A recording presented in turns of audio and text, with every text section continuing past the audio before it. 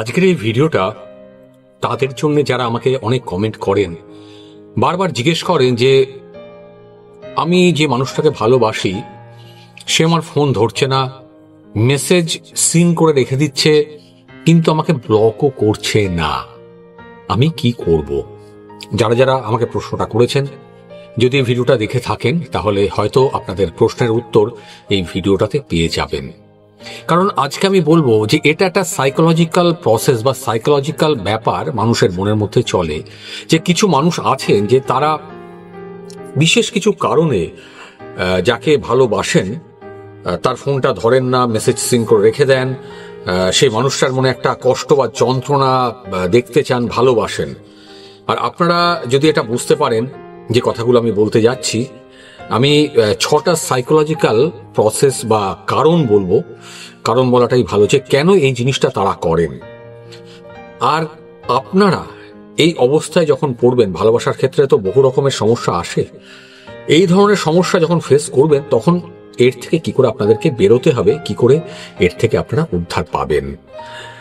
যদি জানতে চান তাহলে রিকোয়েস্ট করবো ভিডিওটা কিন্তু স্কিপ করে দেখার চেষ্টা করবেন না, বুঝতে পারবেন না, ধৈর্য নিয়ে পুরোটা দেখার চেষ্টা করবেন। আর ভালো লাগলে মাইন্ড ম্যাটার বাংলা চ্যানেলটা অবশ্যই সাবস্ক্রাইব করবেন, লাইক করবেন, বেল আইকনটা প্রেস করে সবার আগে থাকবেন যদি এই ধরনের ভিডিও দেখতে চান, সলিউশন যে ভিডিওগুলোতে আমি দিই। আর অনেক অনেক শেয়ার করবেন যাতে আপনার মতো যে মানুষরা এই ধরনের কষ্ট যন্ত্রণা পাচ্ছেন তারা যেন মুক্তির রাস্তা খুঁজে পান। আর হ্যাঁ, অনেক অনেক কমেন্ট করতে কিন্তু ভুলবেন না, কারণ আপনাদের কমেন্ট পেলে আমারও ভালো লাগে, আমিও চেষ্টা করি আপনাদের কমেন্টগুলোর উত্তর দিতে। কাজেই 6টা সাইকোলজিক্যাল কারণ জানতে হবে, জানার চেষ্টা করতে হবে। দেখুন, কখনো এমন হয় যে আপনি ফোন করছেন, একের পর এক কল করে যাচ্ছেন, কিন্তু সে আপনার ফোনটা ধরছে না। আপনি মেসেজ পাঠাচ্ছেন কিন্তু কোনো উত্তর আসছে না, তবে ব্লক না, সেটাও কিন্তু সে করছে না। তখন কি হচ্ছে? আপনি কনফিউজড হয়ে যাচ্ছেন। আপনি ভাবছেন যে কি হলো, আমার কি সম্পর্ক শেষ? এটা কি সিগন্যাল দিল রিলেশন কি আর রাখবে না, নাকি সে অন্য কিছু বোঝাচ্ছে বা অন্য কিছু বলার একটা সুযোগ আমাকে দিচ্ছে? এর পেছনে কাজ করে 6টা সাইকোলজিক্যাল কারণ, যেটা আমি বলতে যাচ্ছি। আর যেটা বললাম যে 6টা সাইকোলজিক্যাল রিজন বা কারণ যদি বুঝতে পারেন, আপনিও বুঝতে পারবেন যে আপনার কি করা উচিত। 1 নম্বর, সেটা হচ্ছে, এটাকে বলা হয় ইংরেজিতে অ্যাভয়েডেন্ট অ্যাটাচমেন্ট স্টাইল। কারেক্ট, একটা ইংরেজি শব্দ বোঝাচ্ছি, আরেকবার বলছি, অ্যাভয়েডেন্ট অ্যাটাচমেন্ট স্টাইল জিনিসটা কি ভালো করে শুনবেন। যে ধরনের মানুষরা ছোটবেলায় যখন তারা ছোট থাকতো, তারা হয়তো তার বাবা মা পরিবারের থেকে সেই রকম ভাবে ভালোবাসা পাননি। তারা বড় হয়ে গেছিলেন, তারপরে তারা রিয়েলাইজ করেছেন, ফিল করেছেন যে কোনো গভীর সম্পর্কে যদি আমি যাই, যদি কারোর সঙ্গে ভালোবাসায় ইন্টিমেটলি ডিপ ভাবে জড়িয়ে পড়ি, তাহলে হয়তো ইমোশনালি একটা কনফ্লিক্ট তৈরি হতে পারে।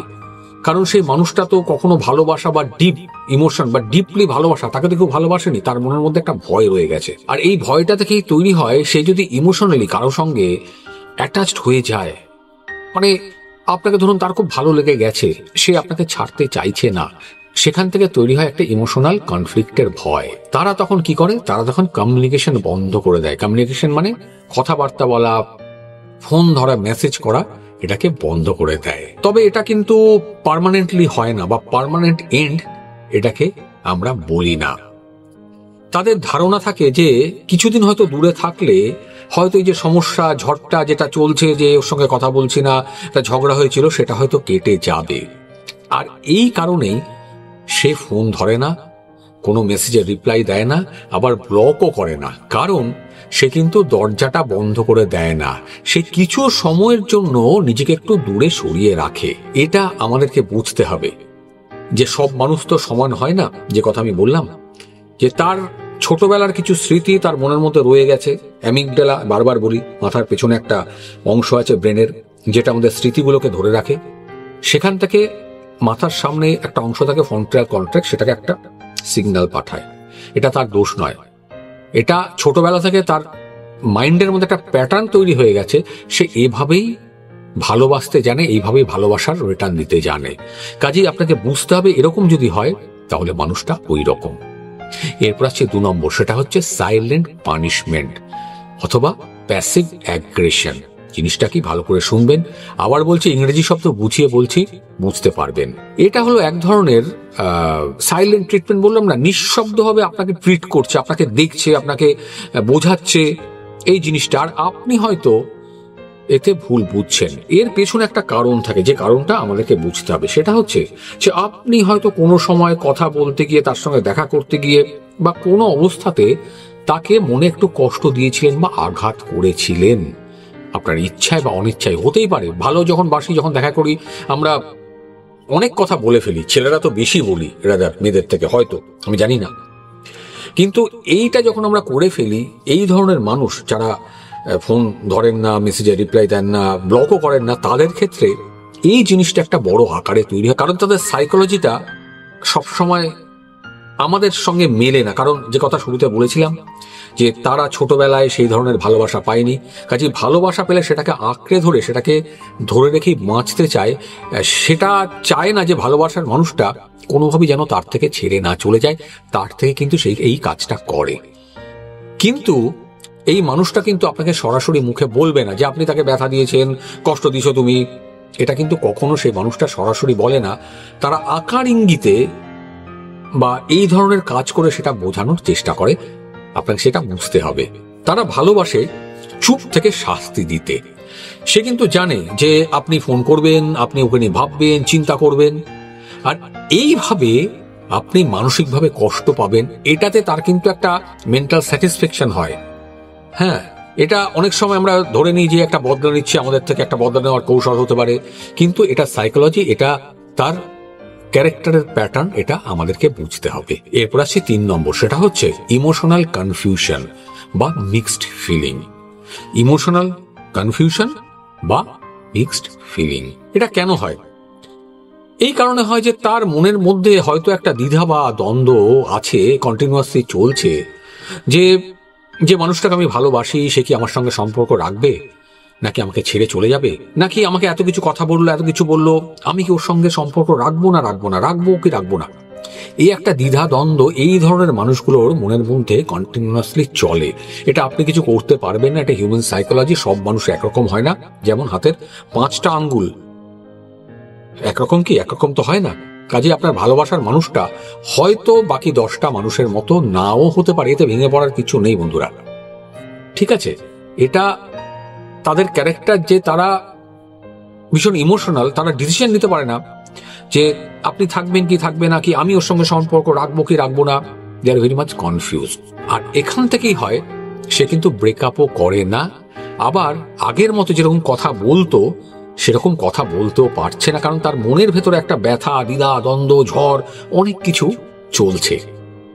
কি বোঝা যাচ্ছে? তো যদি বোঝা যায় কমেন্ট করতে ভুলবেন না। আর যদি মনে হয় যে আমি যে কথাগুলো বলছি আপনার জীবনের সঙ্গে ঘটেছে, বা আপনার গার্লফ্রেন্ড বা বয়ফ্রেন্ড যে আপনার সঙ্গে জিনিসটা করছে, কমেন্ট করবেন। আর সেই মানুষটাকে অবশ্যই বোঝার চেষ্টা করবেন। আর এই অবস্থাটাকে সাইকোলজিক্যাল ভাষায় বলা হয় ইমোশনাল লিম্বো। আরেকবার বলছি, ইমোশনাল লিম্বো। আর এই ফাঁদে আমরা পড়ে যাই। তখন কি হয়? তখন আপনার সঙ্গে সে কোনো কমিউনিকেশন করছে না, কিন্তু ব্লকও করছে না, এদিকে আবার নিজের মনের ভেতর একটা দরজা খোলা রেখেছে, যাতে ভবিষ্যতে যদি দরকার পড়ে তাহলে যাতে আবার আপনার কাছে ফিরে আসতে পারে। এই জায়গাটা কিন্তু খুব ভীষণ ইম্পর্টেন্ট। আমি একটু ক্লিয়ারলি বলার চেষ্টা করছি, ব্যাপারটা বোঝার চেষ্টা করবেন। সেটা হচ্ছে, এই মানুষগুলো যেহেতু এত দ্বিধা বা দ্বন্দ্বে ভোগে, এরা মাঝে মধ্যে খুব ইনসিকিউর ফিল করে ভালোবাসা নিয়ে।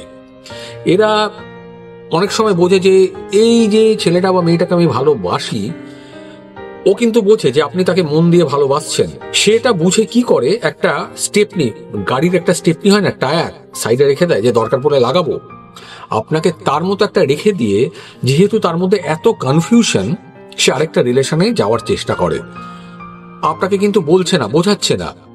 কারণ সে যদি ওই রিলেশনটাতে গিয়ে স্যাটিসফ্যাক্টরি কিছু না পায় বা স্যাটিসফাই না হয়, তখন কিন্তু আপনাকে বা আপনার কাছে আবার ফিরে আসবে। যেরকম বললাম, স্টেপনি টায়ার খারাপ হলে আরেকটা লাগিয়ে দেওয়া হয়, যেটা সঙ্গে থাকে, আপনাকে সেভাবে ট্রিট করা হয়। আপনাকে কিন্তু এই ব্যাপারটা ভীষণভাবে বুঝতে হবে। এরপর আসছে 4 নম্বর পয়েন্ট, সেটা হচ্ছে কন্ট্রোল রিটেনশন। Control, retention. জিনিসটা কিন্তু একটু কষ্টদায়ক, একটু কষ্টকর, তবে বাস্তব, ভীষণ সত্যি। সেটা হচ্ছে যে সে চায় সম্পর্কটা তার কন্ট্রোলে থাকুক, সে কন্ট্রোল করার চেষ্টা করুক, বা সে যেন পুরো কন্ট্রোল করতে পারে আপনাকে, আপনার মনকে, আপনার চাওয়া পাওয়া ইচ্ছা সমস্ত কিছুকে। সে যদি আপনাকে ব্লক করে তাহলে আপনি চলে যেতে পারেন, অবশ্যই ব্লক করেছে, একটা মানসিক যন্ত্রণা, মানসিক একটা এর থেকে আপনি বেরিয়ে যেতেই পারেন। আর আপনি যদি তাকে ছেড়ে চলে যান তাহলে আপনার ওপরে তার পাওয়ার থাকবে না, সে আপনাকে কন্ট্রোল করতে পারবে না। তাই সে চাইবে যে আপনি তার সঙ্গে থাকুন, আপনি তাকে ফোন করুন, মেসেজ করুন, আর সে শুধু দেখুক কে কাকে বেশি চায়। এটা বোঝার, একে অপরকে বোঝার একটা মানসিক খেলা, যেটা সে প্রতি মুহূর্তে আপনার সঙ্গে খেলে চলেছে। এটা একটা সাইকোলজিক্যাল পাওয়ার ডায়নামিক বলা হয়, যেখানে সে তার ভ্যালুটা মাপছে। কি দিয়ে মাপছে? আপনার ডেসপারেশন দিয়ে। আপনি কতটা ডেসপারেট যে আপনি তাকে ছেড়ে চলে যাচ্ছেন না, যাচ্ছেন না, তার কাছে গিয়ে পৌঁছচ্ছেন কি পৌঁছচ্ছেন না, তাকে কটা ফোন কল করছেন, কটা মেসেজ করছেন, সে কিন্তু প্রত্যেকটা ফোন কল, প্রত্যেকটা মেসেজ গুনে। এরপর আসছে 5 নম্বর, সেটা হচ্ছে backup option mindset. Right, backup option mindset. সে হয়তো আপনাকে একটা ব্যাকআপ অপশন বানিয়ে রেখেছে, খানিকটা আগের মতো, যেটা বললাম স্টেপনি টায়ার একটা সাইডে রেখে দেয়, আপনি তার ব্যাকআপ অপশন। আমি জানি এই কথাটা খুব কঠিন, খারাপ লাগছে শুনতে, কিন্তু এটা কিন্তু বাস্তব, এটা ফ্যাক্ট। আমি আমার জীবনের অভিজ্ঞতা দিয়ে দেখেছি, বহু মানুষের সঙ্গে আমি কথা বলি এই জিনিসগুলো।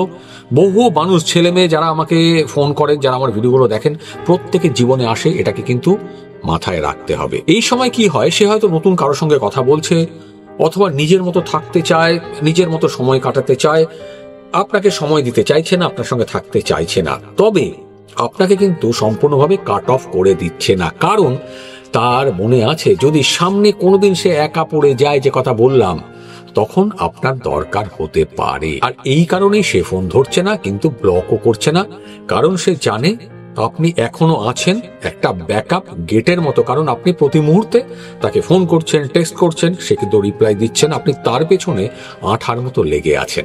এরপর হচ্ছে 6 নম্বর, খুব ইম্পর্টেন্ট, স্কিপ করবেন না, সেটা হচ্ছে টেস্টিং রিয়াকশন। অনেক সময় ছেলে বা মেয়ে যারা রিলেশনে আছেন, তারা উভয়ই এই জিনিসটা করে, আপনার উপরে একটা পরীক্ষা নেওয়ার মতো একটা প্রেশার বা চাপ তৈরি করে। সে দেখার চেষ্টা করে যে আপনি কতটা সিরিয়াস এই ভালোবাসার ব্যাপারে, আপনি কিভাবে রিয়াক্ট করছেন, তাকে যখন ভালোবাসছেন, তার সামনে যখন যাচ্ছেন, আপনি কিভাবে অনুভূতি বা নিজেকে প্রকাশ করছেন। আপনি হঠাৎ রেগে গেলেন, তাকে অভিশাপ দিলেন, বাজে বাজে কথা বললেন, নাকি ওয়েট করছেন, আপনি কি হাল ছেড়ে দিচ্ছেন, নাকি কুল থাকছেন, তাকে বোঝার চেষ্টা করছেন।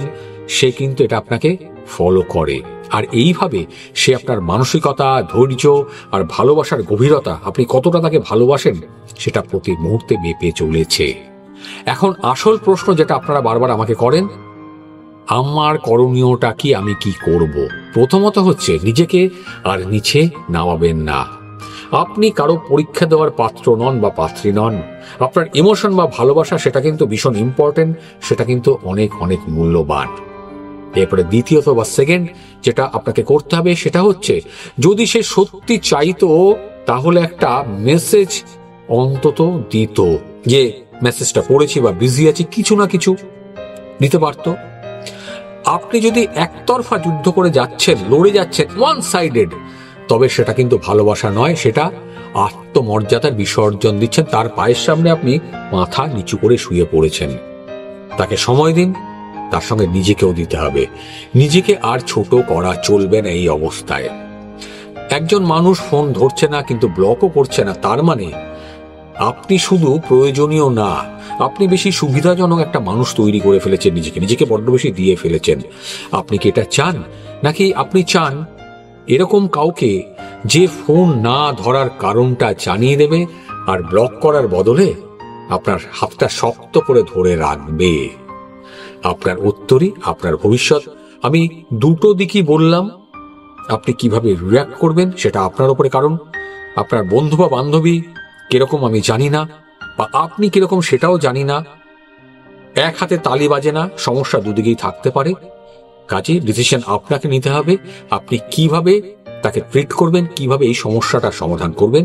কারণ এই ভিডিওর মাধ্যমে আমি ক্রস অ্যান্ড ক্রস দুটো দিকই আপনাদেরকে বললাম। ভালো থাকবেন, ভালো রাখবেন, নিজের মূল্যটা বুঝবেন, আর মনে রাখবেন আপনার ভালোবাসা কিন্তু সস্তা নয়, কিন্তু সেই মানুষটাকেও আপনাকে বুঝতে হবে। অসংখ্য ধন্যবাদ যদি ভিডিওটা শেষ অবধি দেখে থাকেন। দেখা হচ্ছে পরের একটা দুর্দান্ত ভিডিওতে। আর অনেক অনেক শেয়ার করতে ভুলবেন না, অনেক অনেক কমেন্টস করতে আর লাইক করতে। দেখা হচ্ছে আরেকবার।